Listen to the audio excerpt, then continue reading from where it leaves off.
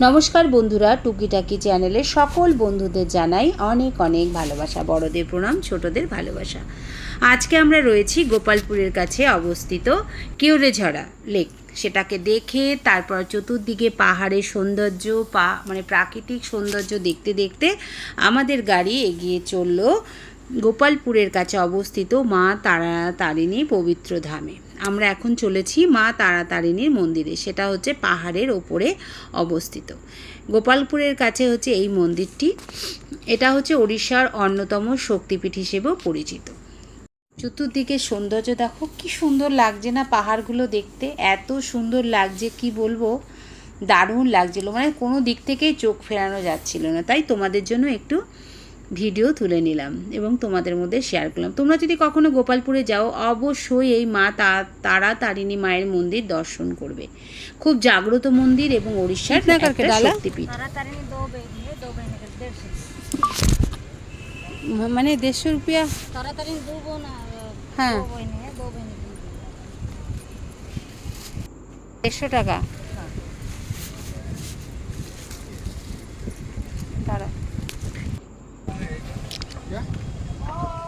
আমরা এখন যাচ্ছি মা তারাতারিণীর মন্দিরে। ওই দেখো মন্দিরের গেট, বুঝতে পারছো? আচ্ছা, আর মন্দিরের চারদিকটা দেখো কি সুন্দর। এই যে দোকান থেকে 150 টাকা পুজোর ডালা নিলাম। তো চলো মায়ের মন্দিরে ঘুরে আসি। দেখতে পেলে এখান থেকে আমরা ডালা নিলাম 150 টাকার। বললো দুই বোনের নামে দুটো, তারাতারিণী 2 বোন, তাদের 2 বোনের নামে দুটো ডালা নিতে হবে, দুভাবে পুজো হবে। দিয়েছিল মোমবাতি, ধূপকাঠি, একটা নারকেল আর একটা সুতো মনে হয় কিছু একটা দিয়েছিল। আর ওই দেখো তারাতারিণী মায়ের মন্দিরের গেট দেখা যাচ্ছে। এইখান থেকে বাসে করে যেতে হবে মায়ের মন্দিরে, মানে নিচ থেকে। আমরা এখন সমতলে রয়েছি, সমতল থেকে এটা 2-3 কিলোমিটার উঁচুতে আমাদেরকে উঠতে হবে বাসে। যে একটা বাস আসলো, আমরা ওই বাসটা দাঁড়িয়েছে, ওটাতে আমরা যাব। এই ওড়িশার অন্যতম প্রাচীন শক্তিপীঠ হিসেবে পরিচিত। এটা হচ্ছে ব্রহ্মপুর শহর থেকে প্রায় 30 কিলোমিটার দূরে ঋষিকুল্যা নদীর তীরে একটি পাহাড়ের ওপর, মানে পাহাড়ের চূড়ায় কিন্তু অবস্থিত এই মন্দিরটি। মা তারাতারিণী এই 2 দেবীকে একসঙ্গে পুজো করা হয়। মন্দিরটি ভারতের প্রাচীন শক্তিপীঠগুলির মধ্যেও একটি বলে মানা হয়। দেখেছো কি সুন্দর জায়গাটা না? এখান থেকে বাসগুলো ছাড়ে, দেখো কি সুন্দর, চতুর্দিকে পাহাড়। আর এই সামনে গিয়ে টিকিট কাটতে হবে, 40 টাকা করে টিকিট নিয়েছিল। এই যে ভেতরটা ঢুকে টিকিট কাটতে হবে। আর প্রচুর বানরের উৎপাত, দেখো এখানে যে কি বানরের উৎপাত, তোমাদের কি বলবো। মানে ব্যাগ, ফোন সব কিছু খুব সাবধানে রাখতে হবে। আগেই বলে দিচ্ছি, যারা যাবে ব্যাগ আর ফোনটাকে অবশ্যই সাবধানে রাখবে। আর এই যে এখান থেকে 40 টাকায় পার হেড, মানে আপ ডাউন আমরা টিকিট কেটে নিলাম। আর কি সুন্দর জায়গাটা দেখো। হ্যাঁ, আপ ডাউন পার হেড 40। 40 টাকা আপ ডাউন। তারপর এবার বাসে করে যাব, টিকিট কাটা হয়ে গেছে। তারাতারিণী মায়ের মন্দিরে যাচ্ছি বাসে করে। অনেকদিন বাদে বাস চললাম আমরা, তাই না? কত লোক দেখো,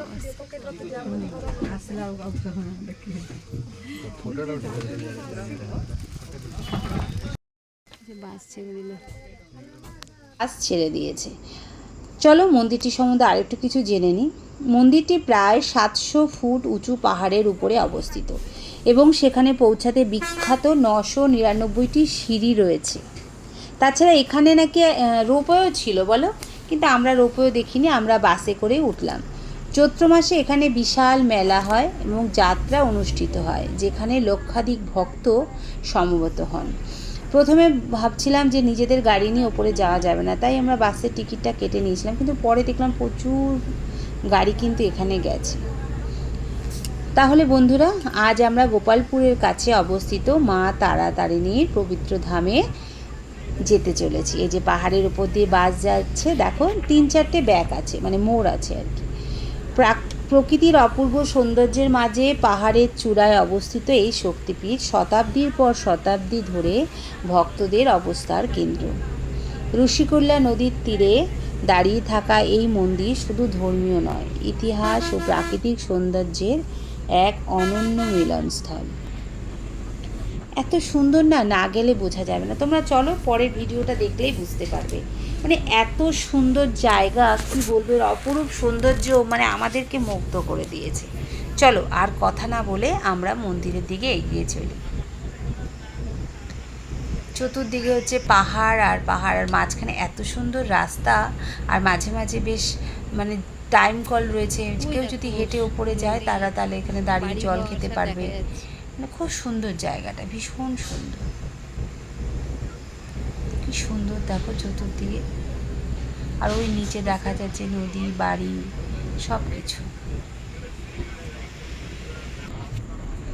এই আরেকটা ব্যাগ, কি ভালো লাগছে না?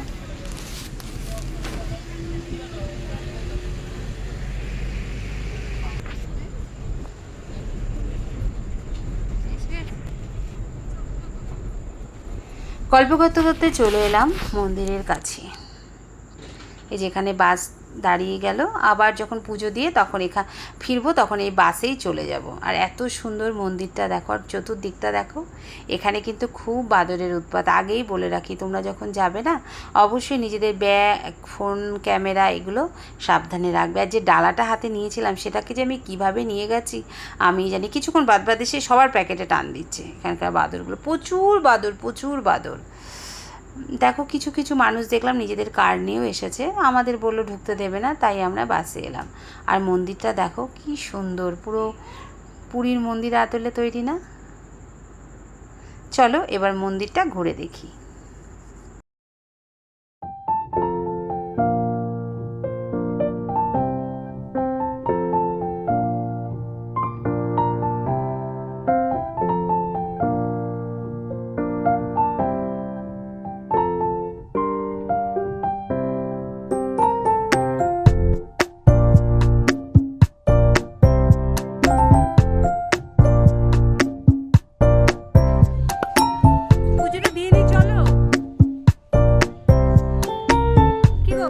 তোমাদের বলে রাখি মন্দিরটি কখন খোলে কখন বন্ধ হয়।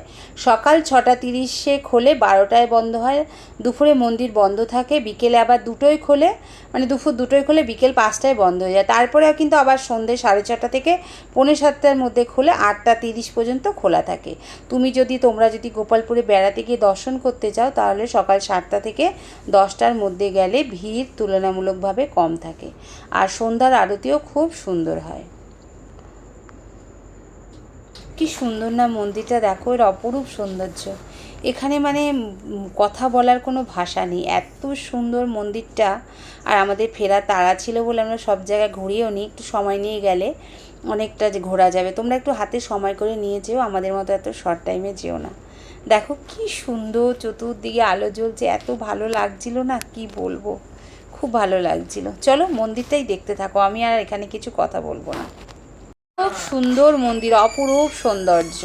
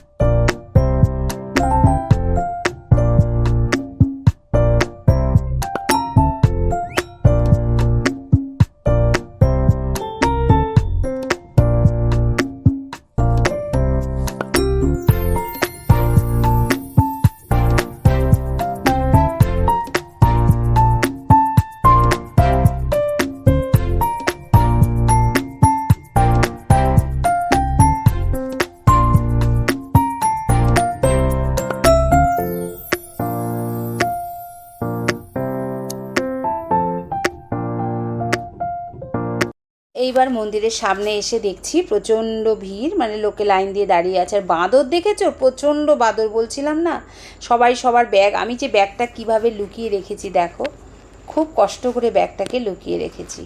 এখানে এত লোকের পিছনে দাঁড়িয়ে রয়েছে, কিন্তু এখানে একটা দারুণ ঘটনা ঘটে গেছে। মা মানে আমাদের কাছ থেকে ডেকেই পুজো নিয়েছে, মানে আমাদের চিন্তা ছিল কিভাবে পুজো দেবো। আর এটা হচ্ছে ভেতরের লাইনটা, খুব লুকিয়ে তুলেছে, ভেতরে ক্যামেরা তোলা নিষিদ্ধ ছিল, তাই খুব আস্তে ধীরে খুব গোপনে ক্যামেরাতে একটু ফটো তুলে নিলাম ভেতরে। আর মানে কী বলবো, এত লোকের লাইন, ভেতরে আরতি চলছে, লম্বা লাইন, কিন্তু মা আমাদের ডেকে যেন ভেতরে পুজো নিলেন।